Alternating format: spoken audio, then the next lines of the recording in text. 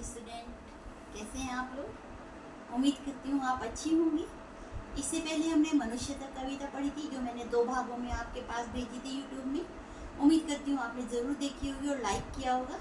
तो आप ऐसे ही अगर पसंद करेंगे, शुरुआत है तो थोड़ा और अच्छे से प्रोग्रेस होती रहेगी। तो आज मैं आपके सामने लेके उपस्थित हूँ कक्षा 10वीं course B, CBSE course B से सुमित्रानंदन पंत द्वारा रचित कविता पर्वत प्रदेश में पावस। तो बच्चों, आज हम पढ़ेंगे पर्वत प्रदेश में पावस कविता। तो पर्वत प्रदेश में पावस कविता, जैसा कि नाम से ही आपको क्लियर हो रहा होगा, पावस, पर्वत प्रदेश में पावस, प्रदेश में पावस। इसका मतलब है पर्वतीय क्षेत्र में बारिश। पावस का मतलब क्या होता है? वर्षा, बारिश।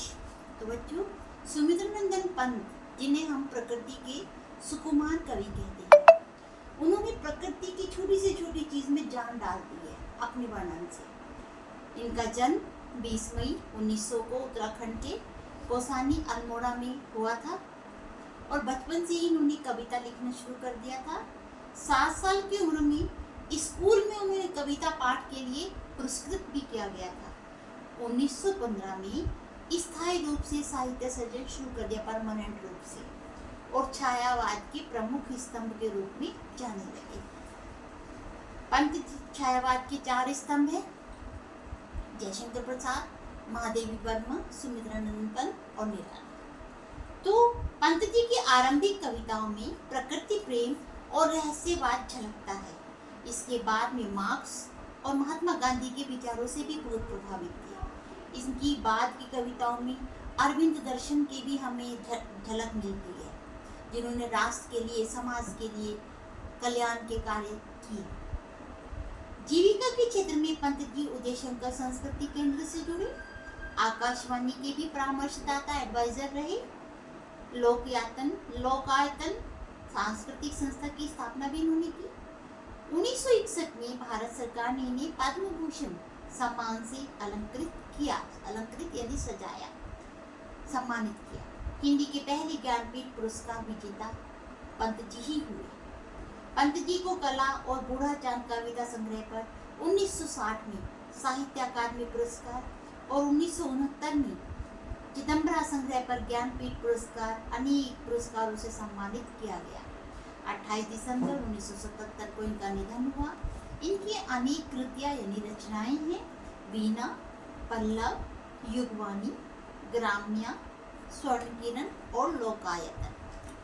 बच्चों, आप ये पाठ स्टार्ट करते हैं, जिसका पाठ प्रवेश पढ़ना बहुत जरूरी है और समझना बहुत जरूरी है। तो बच्चों, इसमें है, आप में से कितने हैं जिन्हें घूमने का शौक है, जो पर्वतीय क्षेत्र की यात्रा पर जाना चाहते हैं, है ना? पहाड़ों पर घूमना, बर्फ में खेलना, बारिश का आनंद लेना, ठंडी ठंडी हवाएं, घास के मैदान, है ना, ये सब चीजें। लेकिन अगर वही अनुभव आपको बंद कमरे में बैठे हुए मिल जाए, तो इससे बड़ी सौगात और क्या हो सकता है। ऐसा लगता है दीवारें टूट गई हैं और हम खुले आसमान में, पहाड़ी क्षेत्र में पहुंच गए हैं। तो जो ऐसे ही है पाठ प्रवेश। भला कौन होगा जिसका मन पहाड़ों पर जाने को ना मचलता हो, जिन्हें सुदूर हिमालय तक जाने का अवसर नहीं मिलता। मैं भी अपने आसपास के पर्वत प्रदेश में जाने का अवसर शायद ही हाथ से जाने का अगर मौका मिले तो जरूर जाए। ऐसे में कोई कवि और उसकी कविता अगर कक्षा में बैठे बैठे ही वह अनुभूति दे जाए, वह एहसास करा दे, वह फीलिंग करा दे, जैसे वह अभी अभी पर्वतीय अंचल में विचरण करके लौटा हो, यानी पर्वतीय क्षेत्र की गोद में घूम के विचरण करना है, घूम कर लौटा हो, तो फिर मजा ही आ जाए। तो प्रस्तुत कविता ऐसी रोमांच और प्रकृति के सौंदर्य को अपनी आंखों से निरखने की अनुभूति देती है। इस कविता को पढ़कर ऐसा लगता है कि साकार रूप में ये दृश्य हमारे सामने उपस्थित हो गया है। यहाँ नहीं, यही नहीं, सुमित्रानंदन पंत की अधिकांश कविताएं पढ़ते हुए यही अनुभूति होती है कि मानो हमारे आसपास की सभी दीवारें कहीं छिप गई हों। हम किसी ऐसे रमणीय स्थल पर आ पहुंचे हैं जहाँ पहाड़ों की अपार श्रृंखला है, आसपास झरने बह रहे हैं और सब कुछ भूलकर हम उसी में लीन रहना चाहते हैं। महाप्राण निराला जी ने भी कहा था, सूर्यकांत त्रिपाठी निराला जी ने इनके बारे में कहा था कि पंत जी में सबसे जबरदस्त कौशल जो है वह है शैली की तरह अपने विषय को अनेक उपमाओं यानी तुलना, उपमा अलंकार है से संवार कर मधुर से मधुर और कोमल से कोमल कर देना। तो इसीलिए इनको प्रकृति का सुकुमार कवि कहा गया है। तो कविता पढ़ते हैं बच्चों। पावस ऋतु थी पर्वत प्रदेश, पावस ऋतु पर्वत प्रदेश यानी वर्षा ऋतु थी और पर्वत प्रदेश। तो बच्चों यहाँ पर पावस पर्वत प्रदेश, तो ये पा वर्ण की आवृत्ति हुई है, इसलिए यहाँ कौन सा अलंकार है? अलंकार होगा यहाँ पर अनुप्रास। जहाँ एक वर्ण बार बार आता है तो वहाँ कौन सा अलंकार होता है? अनुप्रास अलंकार। पल पल परिवर्तित प्रकृति वेश, ऐसा लग रहा था कि पल पल, पल पल यानी कुछ देर बाद, पल पल। अब जैसे ये वर्ड यहाँ रिपीट हो रहा है, जहाँ शब्द रिपीट होता है, शब्द की पुनरुक्ति होती है, तो यहाँ पर होता है पुनरुक्ति अलंकार। पुनरुक्ति अलंकार, अलंकार मैंने आपको पहले भी बताया था। अलंकार होते हैं काव्य की सुंदरता, कविता की सुंदरता बढ़ाने के लिए जिन शब्दों का हम प्रयोग करते हैं उन्हें हम क्या कहते हैं? अलंकार, आभूषण। तो यहाँ पर जहाँ एक शब्द बार बार रिपीट होता है वहाँ होता है पुनरुक्ति प्रकाश अलंकार, प्रकाश, पुनरुक्ति प्रकाश अलंकार, ठीक है। और जहाँ एक वर्ण रिपीट होता है वहाँ होता है पा जैसा आ रहा है, यहाँ होता है अनुप्रास अलंकार। उम्मीद करती हूँ आप समझ रहे होंगे। अब है वर्षा ऋतु थी, पर्वतीय क्षेत्र था और पल पल में प्रकृति अपना रूप बदल रही थी। जैसे हम भी देखते हैं बारिश में, कभी बारिश होती है, कभी धूप निकल जाती है, कभी काले बादल छा जाते हैं, इस तरीके से। मेखलाकार पर्वत अपार, मेखलाकार जैसे मेखला होती है ना कमर में बांधने की, गर्दनी होती है, जैसे कृष्ण जी की भी कमर पे आपने देखा होगा। तो ऐसे गोल आकार में पर्वत चारों ओर फैले हुए हैं पर्वतीय क्षेत्र में, मेखला के समान। अपार यानी दूर दूर तक। अपनी सहस्र द्रग सुमन फाड़, अपने सहस्त्र होता है हजारों, द्रग सुमन, द्रग होता है आंखें और सुमन होता है फूल, फाड़ देखकर, खोलकर। तो द्रग सुमन का मतलब है, द्रग सुमन का यानी फूल रूपी आंखें, द्रग सुमन, इसका क्या मतलब हुआ? फूल रूपी आंखें। तो यहाँ पर बच्चों होगा रूपक अलंकार, जो आप मेटाफर इंग्लिश में पढ़ते हैं ना, वही द्रग रूपी, रूपक जहाँ आ गया वहाँ हो गया रूपक अलंकार, रूपक अलंकार। जहाँ कोई समानता नहीं की जाती, डायरेक्ट उपमेय में उपमान का अभेद आरोप हो जाता है, तो इसलिए उपमान जो जहाँ कोई उपमेय उपमान की कोई तुलना नहीं हो रही है, डायरेक्ट नाम दिया जा रहा है, यानी आँखों को सुमन बता दिया है, सुमन को आंखें बता दी, कोई कंपैरिजन नहीं किया। तो जहाँ कंपैरिजन नहीं होता वहाँ होता है रूपक अलंकार, और जहाँ कंपैरिजन आ जाता है, समानता आ जाती है, वहाँ होता है उपमा, सिमिली जिसे हम अंग्रेजी में बोलते हैं। तो मेखलाकार पर्वत अपार, दूर दूर तक गोल आकार में पर्वत फैले हुए हैं। अपने सहस्र द्रग सुमन फाड़, यानी पर्वतों के ऊपर जो जंगली फूल उग जाते हैं, तो कवि की कल्पना देखिए कि कवि को वो फूल लग रहे हैं जैसे वो पर्वत की आंखें हो। पर्वत का मानवीकरण किया है इसमें, बेजान वस्तुओं का जब सजीव रूप में, निर्जीव वस्तुओं का जब सजीव रूप में वर्णन किया जाता है तो वहाँ पर होता है मानवीकरण अलंकार। कौन सा होता है? मानवीकरण अलंकार। जब नॉन लिविंग का लिविंग रूप में वर्णन किया जाता है, मानवीकरण अलंकार। निर्जीव का सजीव में वर्णन, निर्जीव का सजीव रूप में वर्णन।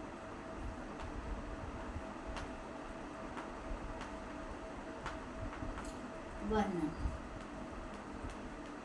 तो यहाँ होता है मानवीकरण अलंकार।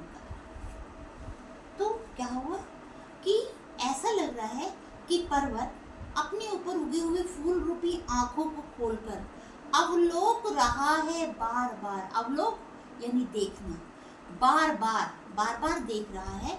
नीचे जल में निज महाकाल, यानी पर्वतों के ऊपर से जब बारिश हो रही है तो पानी नीचे एकत्रित हो रहा है और उस पानी ने तालाब का रूप ले लिया, इकट्ठा हो गया है। तो उस पानी में क्या कर रहा है पर्वत? बार बार अपने रूप को, महान आकार को देख रहा है। जिसके चरणों में पला ताल, ताल यानी तालाब, जिसके पैरों में ताल बढ़ गया है, फैल गया है। दर्पण सा फैला है विशाल, और कैसा है वो तालाब? दर्पण के समान। कैसा है? दर्पण यानी शीशे के समान वो तालाब है, स्वच्छ जल से भरा हुआ है। पर्वतों पर कोई प्रदूषण तो होता नहीं है, तो वर्षा के जल से तालाब भर गया है, तो तालाब जैसा हो गया है। तो तालाब को क्या बताया? शीशा। तो बच्चों यहाँ दर्पण सा आ गया ना, तो दर्पण सा में कौन सा अलंकार होगा? उपमा अलंकार। दर्पण सा, दर्पण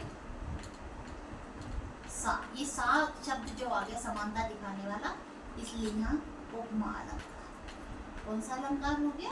उपमा अलंकार। सिमिली जिसे हम बोलते हैं, कंपैरिजन जिसमें हम करते हैं, ये हो गया दर्पण सा में उपमा अलंकार। तो जो दर्पण के समान तालाब है, तालाब को दर्पण बताया है, उस तालाब में पर्वत अपनी फूल रूपी आंखों को खोलकर अपने महान आकार को अवलोक रहा है, यानी देख रहा है। आगे बढ़ते हैं।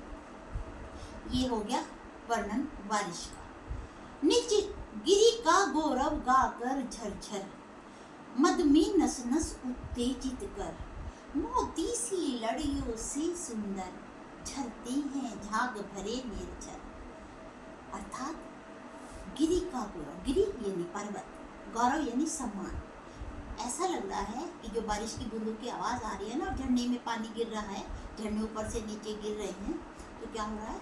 गिरी का गौरव गाकर झरझर। ऐसा लग रहा है कि झरने पर्वतों के सम्मान के गीत गा रहे हों और झरझर करके नीचे बह रहे हों, गिर रहे हों। मद में नस नस उत्तेजित कर, जो नसों में ऐसे मस्ती, मद यानी मस्ती में, नसों में उत्तेजना, एक्साइटमेंट, रोमांच भर देते हैं। बारिश का मौसम ऐसा ही सुहाना होता है, मन मचल जाता है।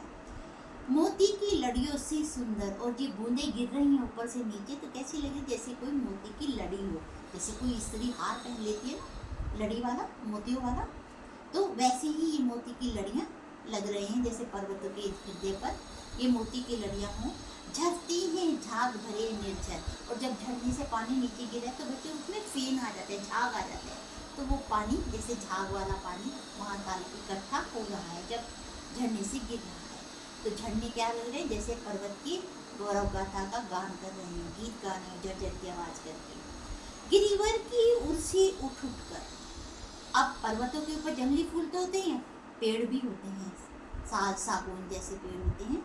तो गिरिवर की उर से उठ उठ कर, पर्वतों की उर यानी हृदय से उठकर, जैसे मनुष्य होता है बच्चों, मनुष्य के मन में सारी इच्छाएं उत्पन्न होती हैं, अभिलाषाएं उत्पन्न होती हैं, सारी इच्छा जो होती है मन में होती है। तो ऐसे ही पर्वतों के मन से, ये उर से, ये जो पर्वत हैं, ये पेड़ हैं, ये उठ रहे उच्च आकांक्षाओं से तरवर, उच्च आकांक्षा यानी ऊंची आकांक्षा, बड़ी इच्छाओं के समान ये तरवर, तरु यानी पेड़ उठ रहे हैं। है झांक रहे नीरव नभ पर, नीरव, नीरव यानी बिना आवाज, नभ यानी आसमान, इस शांत आसमान की ओर झांक रहे हैं, देख रहे हैं। अनिमेष बिना पलक झपकाए, अटल स्थिर, कुछ चिंता पर, लेकिन मन में कुछ चिंता है। क्या चिंता है? कि आगे क्या होगा। तो डर के कारण तरवर जो है ये देख रहे शांत मन से कि ऊपर आसमान में देख रहे हैं। ये था पर्वत का मानवीकरण अलंकार। ये दृश्य आपने बारिश का पढ़ा बच्चों। अब आगे देखते हैं दृश्य परिवर्तन एकदम कैसे होगा। उड़ गया अचानक लोग उधर, अरे क्या हुआ? तेज मूसलाधार बारिश हुई और जो दृश्य दिख रहा था वो दिखना बंद हो गया। तो उसकी कल्पना कवि ने बड़ी प्यारी की है। जब मूसलाधार बारिश होती है बच्चों तो हमें दिखाई नहीं देता, कुछ ज़्यादा धुआं सा नजर आता है। तो क्या कहते हैं? उड़ गया अचानक लोग उधर, ऐसा लग रहा है भूधर यानी भू ने जिनको धारण किया,